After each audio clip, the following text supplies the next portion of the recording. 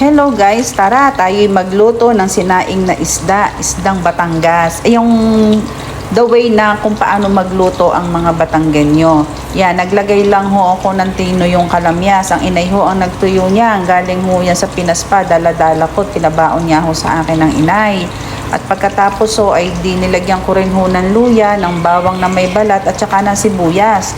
Tapos yung isda kong gagamitin, ayan ho ay yung mackerel kung tawagin kasi napakalasa ho niyan. Isa ho yan sa mga isdang gustong gusto ko dito ho sa Israel.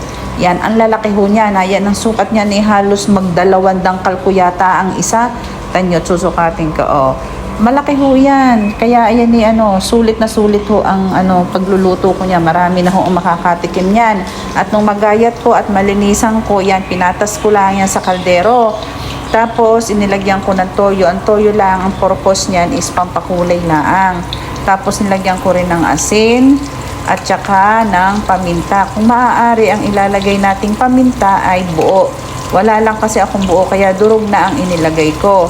At pagkatapos noon, yan, ang mailagay ko lahat yan, ay nilagyan ko ng isang basong tubig. Tama na yun kasi magtutubig pa rin ho yan.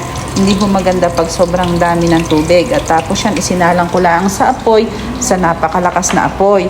At nang kumulo yan, pinahinaan ko lang yan at akin ang hinayaan ng mga ilang oras, mga 3 oras baga o 4 na oras yan. At para malambot ho, kahit ho tinik, malambot yan. Tapos, ito ho ang masarap dyan. Ang kaulam ho niya ay yung balatong na may sitsarong baboy at saka bok choy. Talaga namang sigurado hong mapapa extra rice or only rice kayo sa sarap ng aking mga niluto.